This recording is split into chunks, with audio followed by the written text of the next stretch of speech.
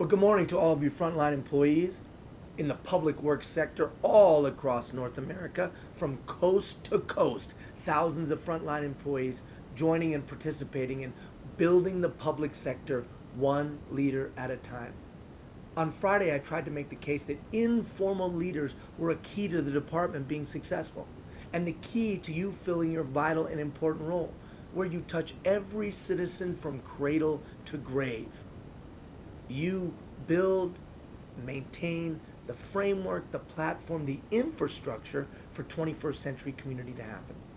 But I also made the case that if you always do what you've always done, you'll always get what you've always got. And if we want things to be better tomorrow than they were yesterday, then something's going to have to, that's right, change. But you don't need to be sick to get better. No one's saying you're broken or that you don't know how to do your work. We just know that we're in changing times, and it probably takes a different approach to get things done. So I want you to check out this video. We call it the Change Continuum. It gives you a tool to be able to change. In other words, if you see a skill you'd like to acquire, you could acquire it. Or if someone points out or you recognize in yourself a deficiency, you could rectify it. There is no safety and security in staying the same. There's only safety and security in being able to adapt, being able to change. So I want you to check out this video, and we'll check in with you again next week. Take care, everybody.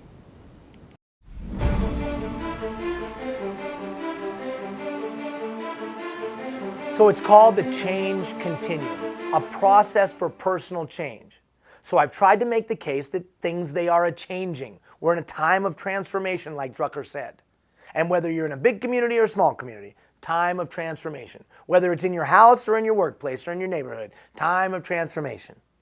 Technology, trust, family unit, blah, blah, blah, change. So how do I change to meet the changing times? That's usually the dilemma, because 80% of my behavior is unconscious. It's become deeply rooted. It's not just going to change because I read a book. It's not going to just change because I listened to a tape or a CD or watched a DVD. It's not going to change just because I went to some guru seminar. No, it's going to take sustained effort, 21 days at least, and I better have a process. I went through significant failure in my life. Significant failure. Total, utter failure in my life. Financial failure, took all my stuff away. Moral failure, my wife wanted to leave. Should have, long time ago. Failure, total and utter failure. And I knew I needed to change. Heck, I knew before the crash I needed to change. But I didn't know how. I had no idea how to change. I knew I needed to, but had no idea to get from here to there. So we did as much research as we possibly could about this thing called change. And we came up with the following steps. Now, they were in your handout the other day, and they're here today in this email. Change. How do you change? What are the linear steps? Let's go through them.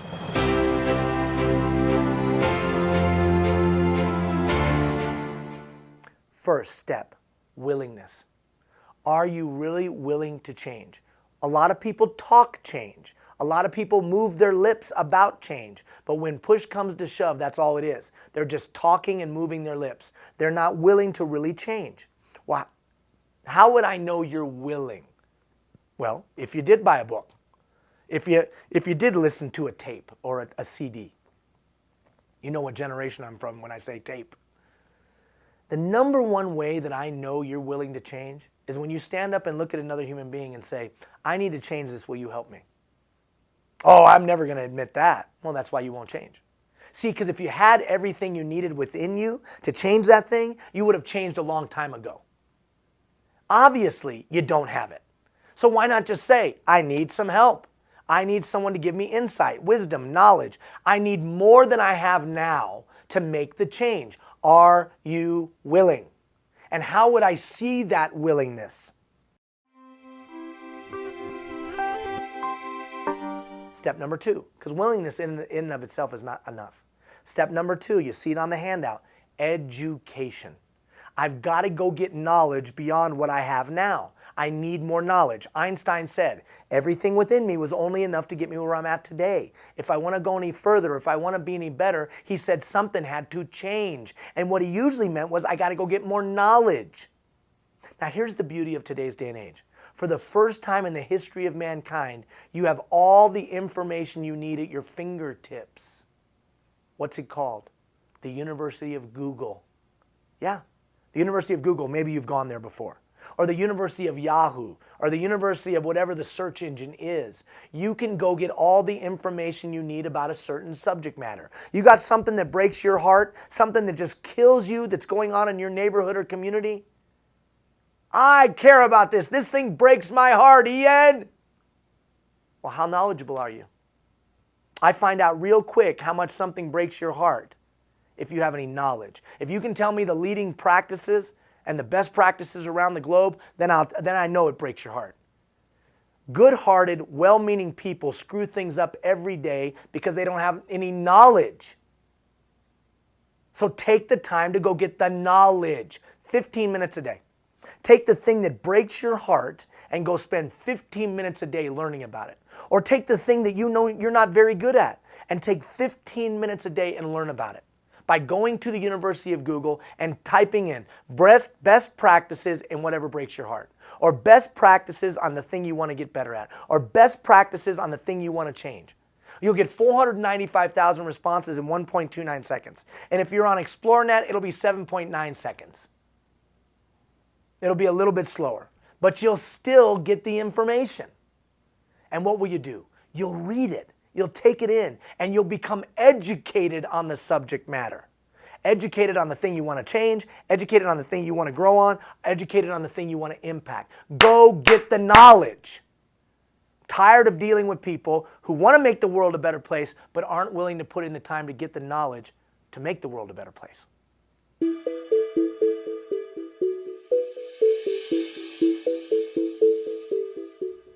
Willingness, education. There's only one problem. Education in and of itself is not enough. You know people with fancy letters after their name. I know people with fancy letters after their name. They got a whole bunch of education, but they're dumb as rocks. Dumb as rocks. Why? Because they don't understand the information in real and practical terms. So the next column is understanding. Here's the key to understanding.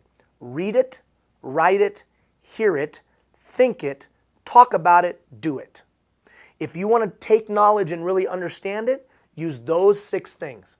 You got to read a little bit about it. You got to hear a little bit about it. You got to talk a little bit about it. You got to think a little bit about it. You got to write a little bit about it. You got to do a little bit about it. Now I'll really understand the information. I'll take the education and make it practical in application.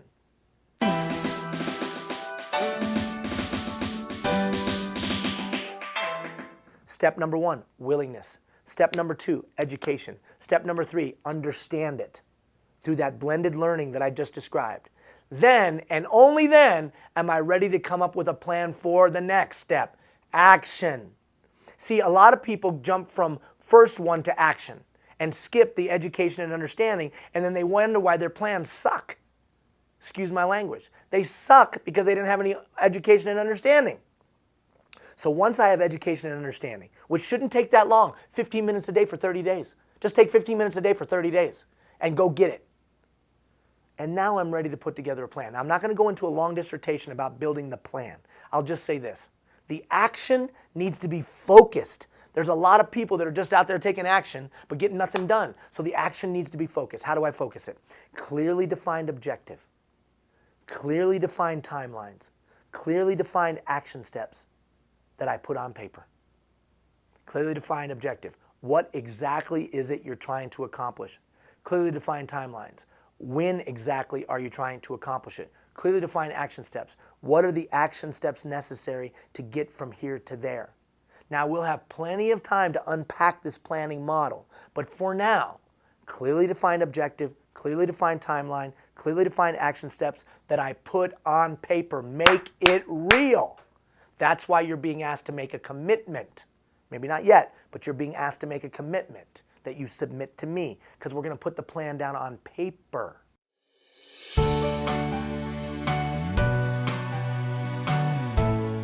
Next step, accountability, that I put on paper and give to somebody else. Who in your life have you given permission to tell you what to do? Who are you going to take that thing that breaks your heart, go get the education, really understand it, put a plan on paper? Who are you going to give to somebody else and say, now make sure I do this? Accountability. Mario Lemieux, Sidney Crosby, the greatest hockey player, Wayne Gretzky, all of these people all had a what? A coach. Luciano Pavarotti, Aretha Franklin, the greatest singers the world has known throughout the ages, all had a vocal coach. All phenomenal performers have somebody that they let speak into their life. That's called wisdom. Do you have enough wisdom to let somebody hold you accountable? If you really want to change, you'll take that plan, put it on paper, and give it to an accountability partner.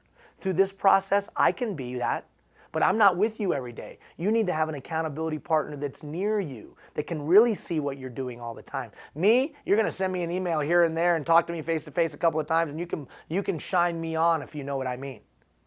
But that person close to you? Probably not. So who are you? Who's that accountability partner that when push comes to shove, you know you're going to have to look them in the eye and they're going to ask, have you done what you said you're going to do?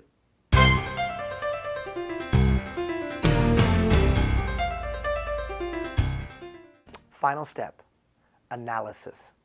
Every once in a while, you got to step off the bus and you got to look at that plan you created to see if it's still relevant, to see if it's still applicable, to see if it's still working. And you can do that with yourself or with your accountability partners. Either way, though, you got to do some analysis. Now, here's the funny thing about that process. Look at the sequence.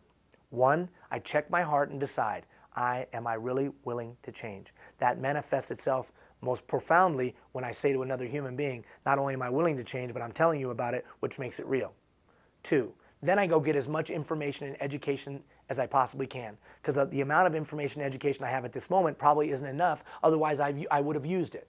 And it could be as simple as taking the next 30 days and taking 15 minutes and going to the University of Google and typing in best practices in whatever that thing is you want to change. Then you got to understand that information. So it's not enough just to read it. You got to think it, you got to write it, you got to hear it, you got to talk about it, and then you got to be some doing of it. So you truly understand the concepts and the information you're trying to be educated on.